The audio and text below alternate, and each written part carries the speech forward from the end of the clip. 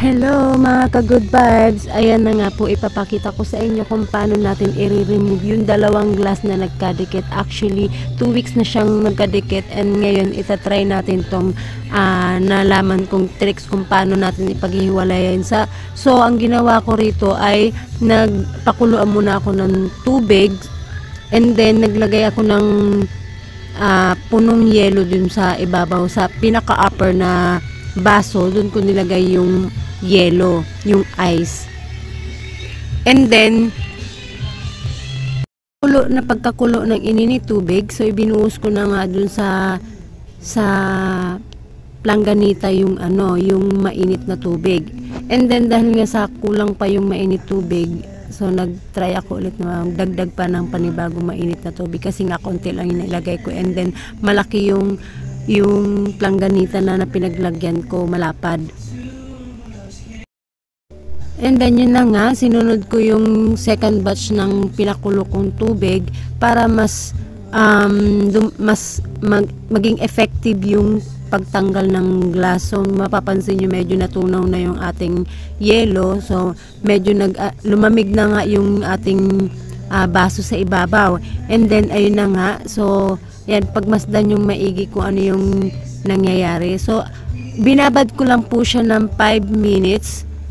After 5 minutes, so titignan natin kung ano yung magiging resulta. Nung unang araw kasi nung nagkadikit yan, ewan ko ba sa anak ko bakit pinagpatong yung dalawang glass na yan. So ang ginawa ko ay nilagyan ko lang siya ng dishwashing and then ayaw pa rin yung matanggal. Then nilagyan ko na nga ng sabong panligo, ayaw pa rin. So ang ginawa ko, yan, trinay kong mag-research.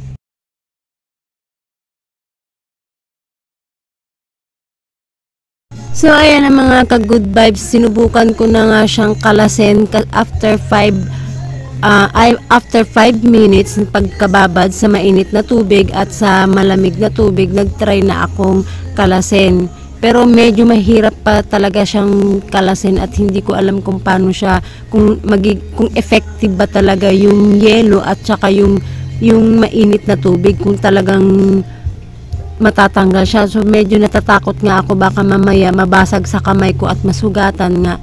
And then ayan, sinubukan siyang kalasin.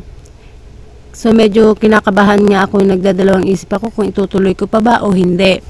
So kailangan lang natin pero nung pag pinipihit-pihit ko siya, medyo tumutunog siya, kaya nga medyo kinakabahan ako baka nga mabasag at masugatan yung kamay ko.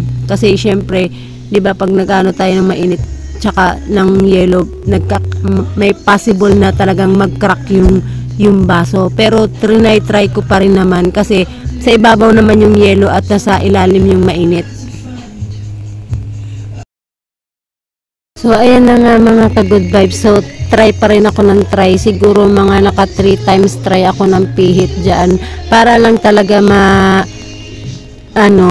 mapagkalas ko yung dalawa. So kailangan lang talaga ng konting pasensya.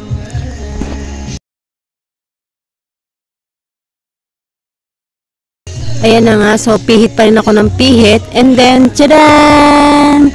Nakalas na siya mga ka-good vibes. O diba, effective naman yung talagang kailangan mo lang talaga ng pasensya. Pag may pasensya ka talagang lahat ng ginagawa mo ay magkakaroon ng positive na resulta. Kaya mga ka-good vibes, ayun lang ang aking mai-share sa inyo. Sana may natutunan kayo ngayong araw.